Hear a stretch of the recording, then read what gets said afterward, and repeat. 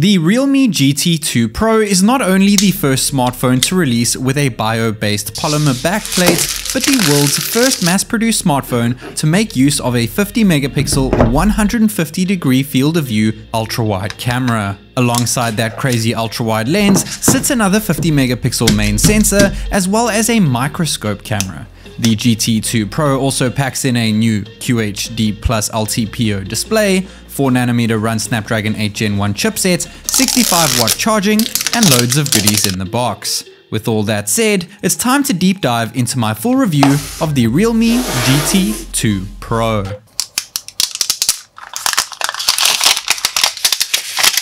The Realme GT2 Pro comes in 4 different color variants, that being steel black, titanium blue, which are both frosted glass, or you could pick up a paper finished biopolymer style, paper white, or paper green. I have the paper green variant, which looks fantastic. I wish that they included a paper-like case in the box which matched the color. Nevertheless, we get a black silicone case and it still does the job for day one, but you really have to feel this device. It sounds amazing when you scrape against it. It feels fantastic and it protects the environment. What is there not to like about the design of this new Realme GT2 Pro?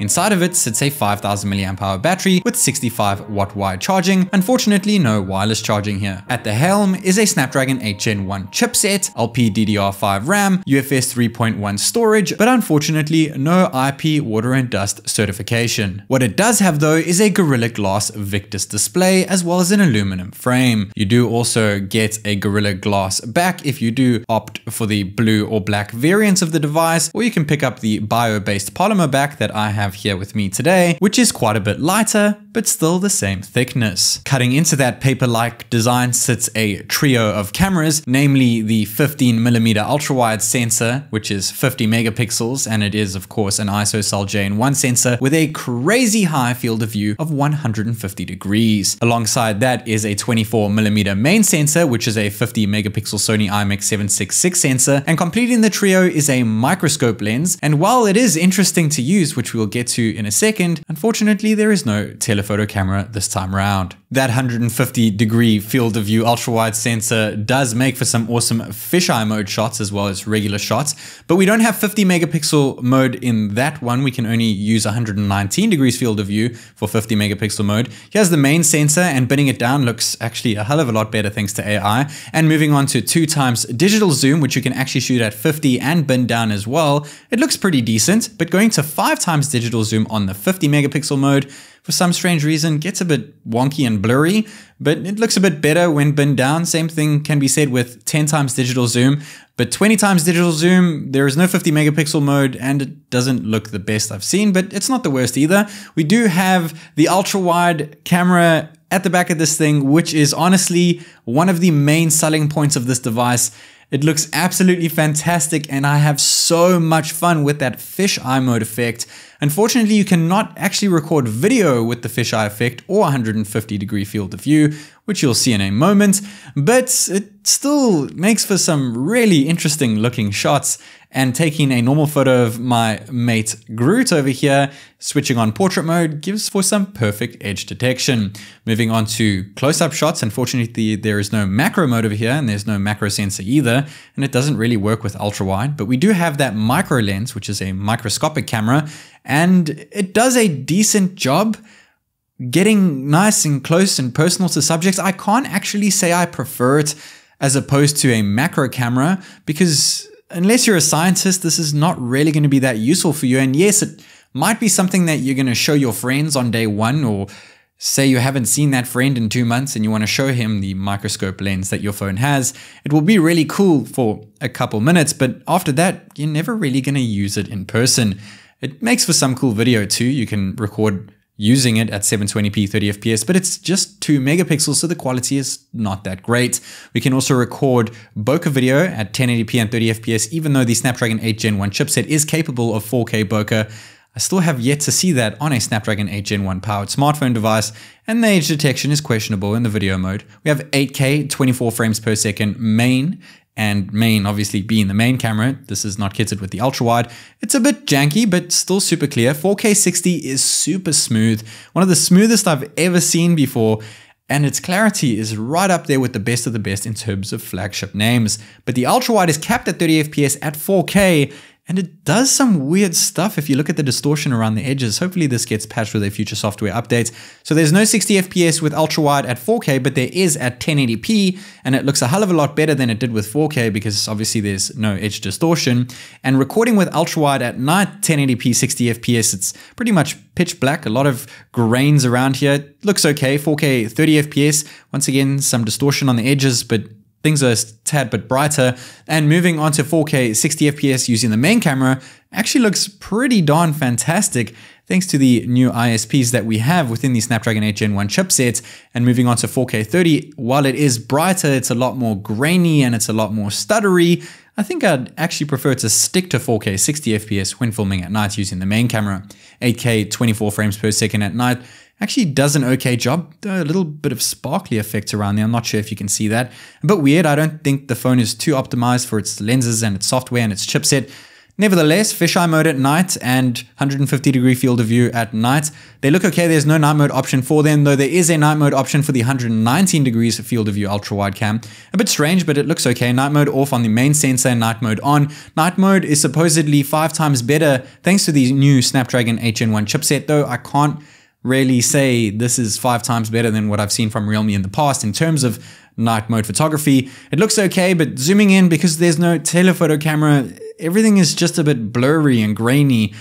I can't really recommend this phone for its camera as a whole. It takes some awesome photos in terms of ultra wide, as well as some really good main shots, but overall it's just not that consistent. Taking photos at night of a close subject, there is no night mode photography for bokeh portraits, but we do have flash modes for the micro lens if you're into that kind of thing. The cameras are a bit of a mixed bag for me, but I do have so much fun with that ultra-wide sensor. We do have a textured power button on the right-hand side, volume rocker on the left-hand side. At the bottom, we have a dual SIM 5G standby tray. No expandable storage, but there is a water-resistant seal, even though there's no IP certification. USB 2.0 at the bottom, as well as its first dual stereo speaker, which is paired with Dolby Atmos. The second one is found within the earpiece. And the selfie camera is a 32 megapixel f2.4 snapper that takes more than decent photos. I wasn't expecting them to come out this good. And the portrait mode has almost perfect edge detection. What's up guys, TechNick here, recording a 1080p at what I can only assume to be 30 FPS on the brand new Realme GT2 Pro. The real reason why I say 30 FPS on the selfie cam is because there's only two options. Option 1 being 720p, option 2 being 1080p.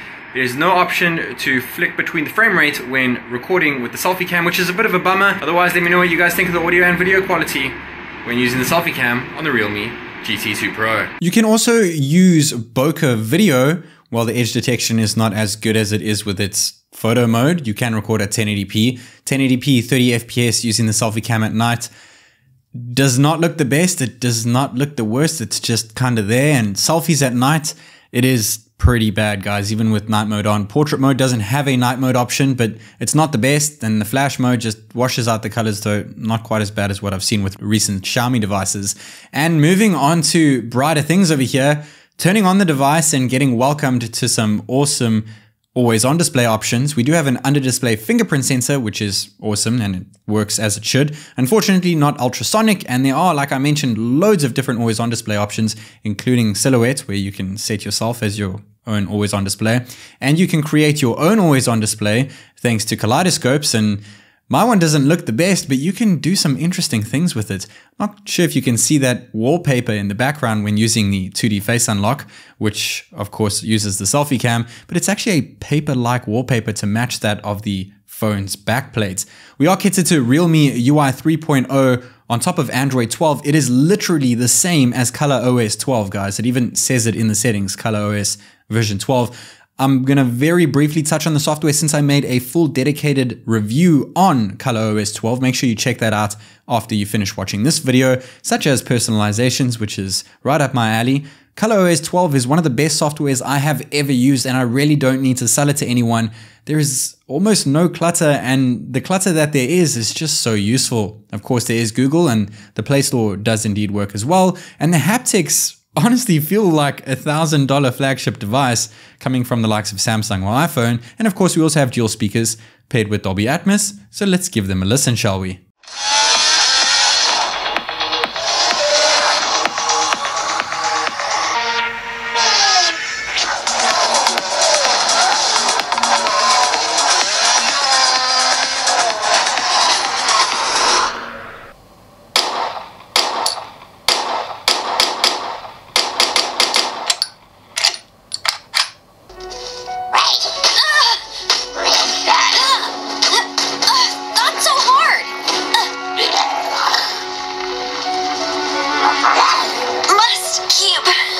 raining. Now that we've heard those feature-rich Dolby Atmos dual stereo speakers, what about some gaming? Starting things off here with Genshin Impact on the highest possible settings. You got to remember the game is capped at 60 FPS, so even though the phone can go up to 120, the game is limited to 60, and we're hitting between 48 and 57 frames per second, which is pretty average for a flagship device running a Snapdragon 8 Gen 1 chipset. Next up, we have Bullet Force. Now, this has an unlimited frames per second cap, meaning that if the screen can do 120 FPS, then the game will do 120 FPS.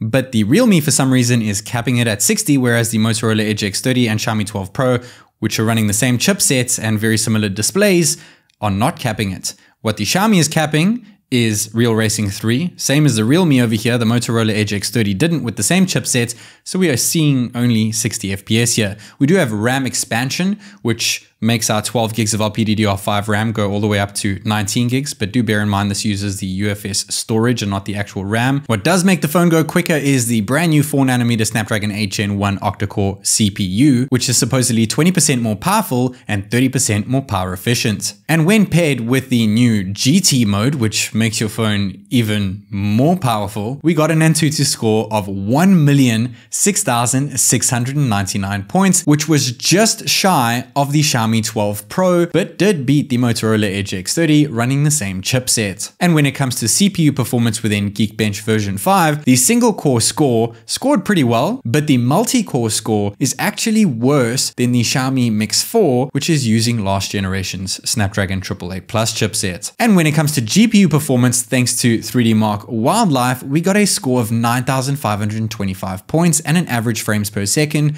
of 57, which is absolutely incredible, but still nothing is yet to beat the almighty king Motorola Edge X30 with a crazy FPS score of 60.1. Not that you'll actually notice a difference though. What you will notice a difference with is the WQHD Plus display here with a crazy high PPI of 526, and of course the 120Hz refresh rate. You can choose 60 or 120 or auto, and auto uses the LTPO 2.0 display to fluctuate between 1 and 120 FPS, and as you can see with my on-screen FPS counts at the top right corner, it actually does just that, reaching almost 0 FPS sometimes.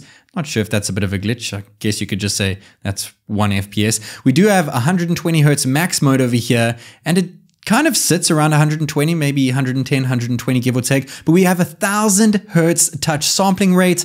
Not many phones around there actually have this kind of technology packed inside of them. The display itself is 6.7 inches. It is an AMOLED display, and as many of you may be happy about, it is a flat display and is supposedly 50% less power hungry. It has 1.07 billion colors, supports HDR10 plus content, and has 100% DCI-P3 color gamut rating. And the cherry on top is of course the crazy high brightness at an astonishing 1400 nits, really rounding off this display as one of my all-time favorite displays, considering the fact that it is also flat. The Realme GT2 Pro has a more than decent selfie camera that is tucked in the corner of its breathtaking QHD Plus LTPO 2.0 display. Not to mention it actually cares about the environment thanks to its biopolymer design that I've actually really grown to like. It's kitted with an extremely powerful Snapdragon 8 Gen 1 chipset run on 4nm process node technology, has a huge 5000 mAh battery, very fast wide charging, and a crazy cool 150-degree ultra-wide camera which takes impressive